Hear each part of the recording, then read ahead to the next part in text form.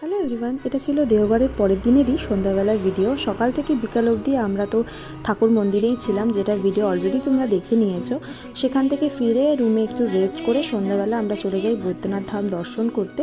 পুজো দেইনি, শুধু দর্শন করেই চলে এসেছিলাম। আর খুব একটা ভিড়ও ছিল না সেই সময়, বেশ সুন্দর ফাঁকায় ফাঁকায় আমরা দর্শন করতে পেরেছি।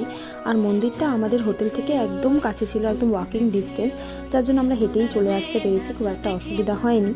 আর পাশে আরও একটা মন্দির ছিল, কিন্তু সেটা অনেকটা ঘুরে যেতে হবে বলে সেটা যাওয়া হয়নি। এই মন্দিরটা দর্শন করেই বাইরে বেরিয়ে খেয়ে নিলাম গরম গরম এক কাপ চা। এত ঠান্ডা, 8-9 ডিগ্রি টেম্পারেচার, মানে চা তো মাছটা সারাদিনে যে ককার চা খেয়েছি তার কোনো হিসেব নেই। আর চাও কয়েক সেকেন্ডের মধ্যে যেন শেষ হয়ে যাচ্ছে। তো যাই হোক, চা খেয়ে ওখানে একটা মার্কেট ছিল, ওখানে একটু ঘোরাঘুরি করে দেন আমরা রুমে চলে আসি। ফ্রেশ হয়ে খাওয়া দাওয়া করে শুয়ে পড়ি তাড়াতাড়ি, পরের দিন সাইট সিন যাওয়ার ছিল।